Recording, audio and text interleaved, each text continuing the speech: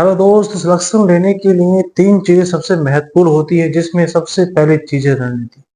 जब हमारे पास एक अच्छी रणनीति नहीं होती है तो हम उस रास्ते को नहीं चुन पाते हैं जिस रास्ते से चलकर मंजिल मिलती है। जब हमको पता ही नहीं होता कि हमारी मंजिल क्या है और हमको पहुंचना कहाँ पर है, तब हम तो केवल एक गधे की तरह चले जाते हैं।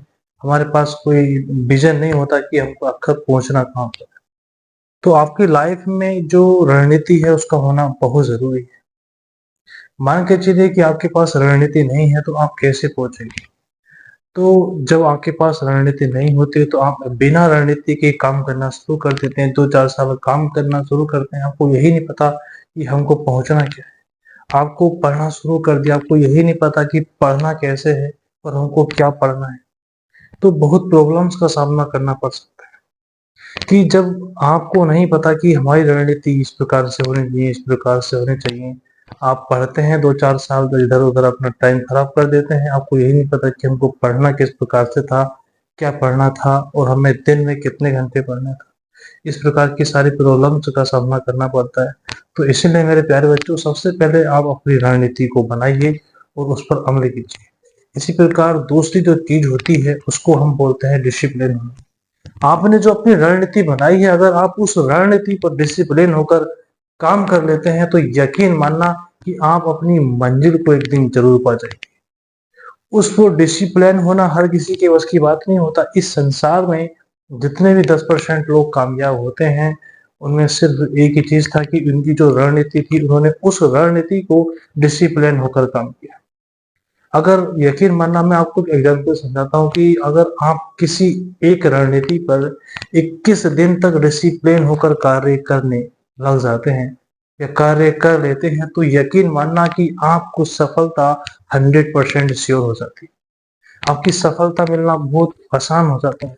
इस संसार के 99% व्यक्ति 21 दिन तक किसी एक डिसिप्लिन पर, एक रणनीति पर डिसिप्लिन होकर कार्य नहीं कर पाते हैं और अंत में क्या होता है कि वह हार जाते हैं।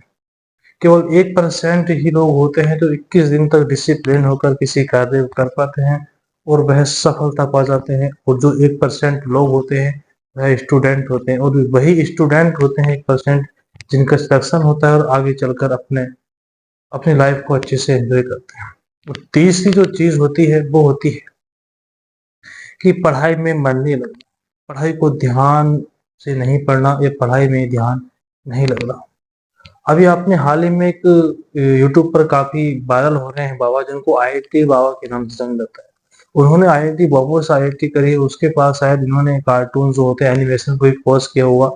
फिर उनको लगभग 30-35 लाख का पैकेज था पर एनम का। उन्होंने उतने बड़े पैकेज को छोड़कर और एक शून्य की शून्य शताब्दी अपनाई, यानी कि शून्य की ओर चले गए। तो उन आईआईटी बाबू की मुझे उनकी एक बात बहुत अच्छी लगी। उन्होंने एक बात कही थी कि व्यक्ति के जो माइंड होता है उससे 100% एनर्जी निकलती है, लेकिन वो 80% एनर्जी अपनी केवल एक ही गलत उद्देश्य में खर्च कर देता है। केवल 20% एनर्जी ही वो पढ़ाई में लगा पाता है। मैं आपको एक एग्जाम्पल समझाता हूँ कि मान के चलिए कि कोई लड़की है जो आपसे बात करना चाहती है, आपसे बात करती है, तो आपकी माइंड से निकली हुई 100% एनर्जी का आप 80% उस लड़की के बारे में सोचने में निकाल देते हैं। मान के चलिए कि आपका ब्रेकअप हो गया तो उस लड़की के बारे में आप अपनी 80% एनर्जी बेकार कर देते हैं। केवल 20% एनर्जी आपके पास बचती है जिसको आप अपनी पढ़ाई में लगाते हैं। जब आप 20% एनर्जी से पढ़ाई में लगाते हैं तो बेटा 20% एनर्जी से 4-5 साल अपने खर्च करते हैं, उसके बाद कुछ होता नहीं है, वह बिस्तर बोझा बांध कर अपने घर चले जाते हैं। इस प्रकार से अगर 20% एनर्जी के साथ आप पढ़ाई करेंगे तो कभी आप कुछ नहीं उखाड़ पाएंगे। तो बेटा, अगर जिस दिन से आपने अपनी 100% एनर्जी के साथ पढ़ाई करना शुरू कर दी तो यकीन मानना कि एक दिन में नहीं, लेकिन एक दिन आप सफल जरूर हो जाएंगे। इसीलिए मैंने जो आपको 3 पॉइंट बताए, इन 3 पॉइंटों को जिंदगी में ध्यान रखना। सबसे पहला पॉइंट हमारे पास क्या था? सबसे पहला पॉइंट था हमारे पास रणनीति, और दूसरा जो पॉइंट था वो था डिसिप्लिन, और तीसरा पॉइंट जो था कि पढ़ाई में ध्यान में लगना। अगर आप इन तीनों नियमों को फॉलो कर लेते हैं तो यकीन मानना कि आप बेहतर कर पाएंगे और आपको सिलेक्शन भी मिलेगा।